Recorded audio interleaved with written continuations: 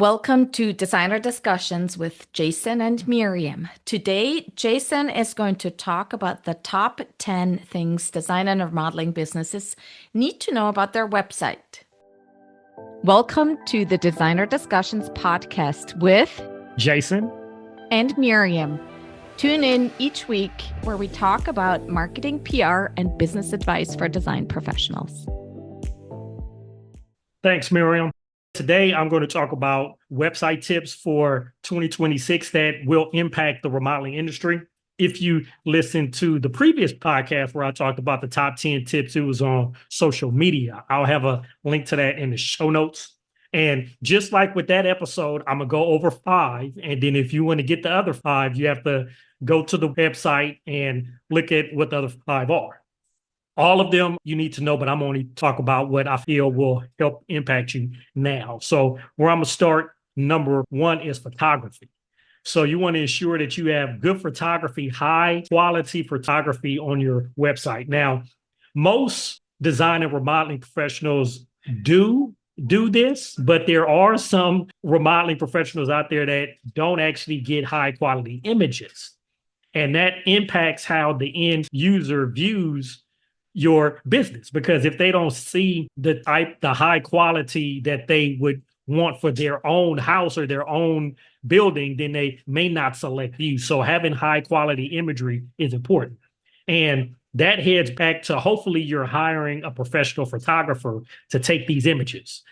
If not, I would say that you need to either use a program if you take them on your own, you use a program to enhance the images so you can have it as high quality as possible.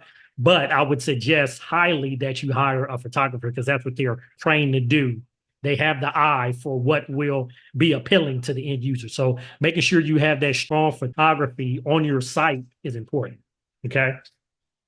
Next, I'll talk about ensuring that you have a strong call to action, that you have to tell people what you want them to do when they're on your site. They're going to see images, they're going to see content, they may see remodeling and design that they like.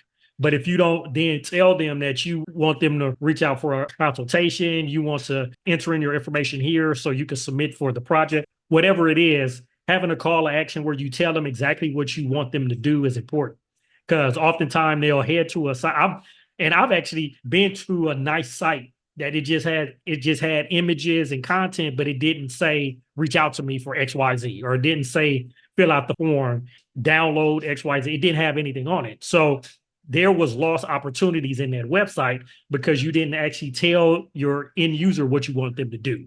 So having that call action is vital to having a successful website. Okay. Next, I would say would be to showcase your social proof everywhere. On the majority of sites, you're going to see a lot of people say how great their design is, what they do, what their differentiating factor is from the other designers, and you're going to talk about what you do. Having that third-party proof is vital because you want to have other homeowners or other businesses that have worked with you talk about the work that you did. So that's that social proof that you need to have. And a lot of our clients, we actually have a live link to either the Google reviews, the house reviews, whatever it is, wherever you get your reviews at. Having that live link shows the end user that you care about authenticity and about what other people say. Like I said, you can say whatever you want on your own site, but having that third-party social proof is vital because it shows from other people how they feel about what you did and not just you hyping up your own business. Okay. Next, number 4, I'm going to talk about location-specific pages and project pages. One of the things that I see on a lot of websites in the remodeling industry is they'll have their projects on there, but they won't actually have a page that just explains what the project is.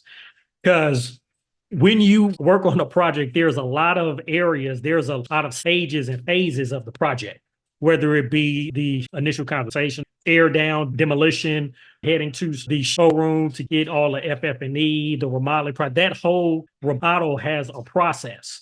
And on the project page, you can explain that. And that helps you in a number of ways. A, it helps you on the SEO side because you're explaining that project in detail. And a lot of the words you're going to use to explain it are go actually trigger a search. So it could be like the material you use, the appliances you use, those names, where there be like a Kenmore, where there be a Kohler, those could trigger a search.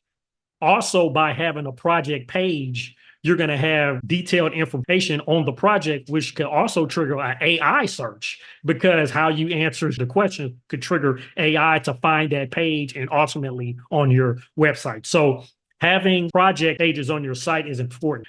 Normally, on a design and remodeling sites, they'll have a portfolio page where they have all these images. But if you click on it, it just blows up the image, but there's no detail on that actual project. That's where the project page helps you out. So having that is important. Okay. And then lastly, what I'm going to talk about here, because like I said, there are 10, but I'm only head over 5 right now. So what I'm going to head over now is integrating video into your website. Oftentimes I'll hear like, I don't want to be on video. That's not what you want to do, and that's okay. But there are other ways to create video. If you have Canva, you can easily do a slideshow, add music to it, and you have a video. You can video the process of what's happening in the project, because that helps differentiate you from another designer down the street. And video is the best way for you to add in on social media, which we talked about last time. So having that video someplace on your site, it also draws a lot of attention from a search, because all of the imagery, the video, music, that content on there, that's a lot what others may be looking for to search for you. And what also happens, it actually causes people, when they're looking on your website, to stop, because now they're going to look at the video, play it. And one of the factors in SEO, which we'll talk about when I go over the SEO tactics, is time on page. And the longer they're on the page, the better. So video is a great way to have them stop, look, watch, learn more about what you do, what the services you offer and all. So that's another great tip that you should now integrate into your website. So that's 5 that I want to talk about. Like I said, there are 5 more, but you have to head to the website to see what they are, okay? If you have any questions on any of this, let us know. And also, we talk about this a lot on the Academy.